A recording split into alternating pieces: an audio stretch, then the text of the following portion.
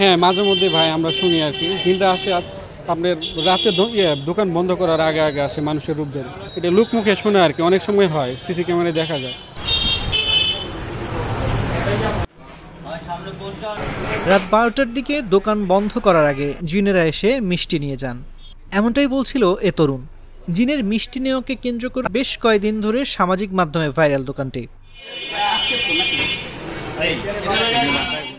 রাজধানীর লালবাগের বিখ্যাত মিষ্টির দোকান মদিনা মিষ্টান্ন ভান্ডার।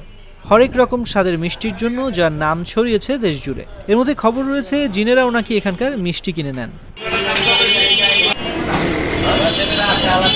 দোকানটির সামনে কথা হয় কয়েকজন নিয়মিত ক্রেতার সাথে।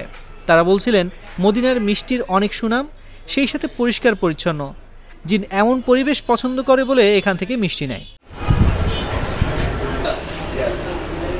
দিনের বেলা মিষ্টি নেওয়ার সময় মানুষের রূপ ধারণ করে আসে তারা, আর আতর সুগন্ধি মেখে আসে, যা থেকে বোঝা যায় জিন এসেছে মিষ্টি নিতে।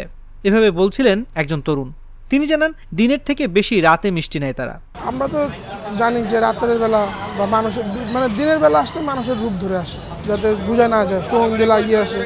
সুগন্ধি লাগিয়ে আসে, তারপরে রাতের ওরা বেশি আসে, রাতের এসে সব মিষ্টি নিয়ে যায় কম বেশি। আর এমনি মদিনা পরিষ্কার অনেক জন্য মদিনায় ওরা আসে বেশ। অন্য কোনো দোকানে আমি শুনি না জিনিস, কিন্তু এইদিকে আমি শুনেছি যে জিন নাকি মদিনাতে মিষ্টি নিয়ে যায়। তবে দোকান থেকে জিনে মিষ্টি নেওয়ার কথা আগে দোকানি প্রচার করলেও বর্তমানে তারা বলছেন ভিন্ন কথা। দোকানি জানান প্রতিদিন অনেক মানুষই মিষ্টি নেয়, জিনরা নিতেও পারে।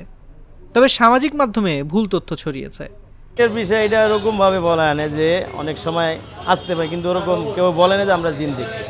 এর থেকে বেশিও নেয়, কিন্তু এটা বলে না যে জিনে 5 কেজি 10 কেজি মিষ্টি নিয়ে যায়। আমাকে মনে করেন 20, 30, 50 কেজি মিষ্টি এরকম নেয়। মদিনা মিষ্টান্ন ভান্ডারে দেখা যায় শতাধিক আইটেমের মিষ্টি রয়েছে।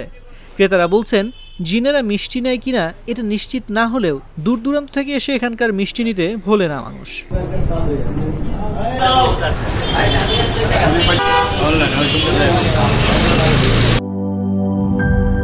শিয়া বাটার ও ভিটামিন ই সমৃদ্ধ lily glam beauty soap. Lily, always beautiful.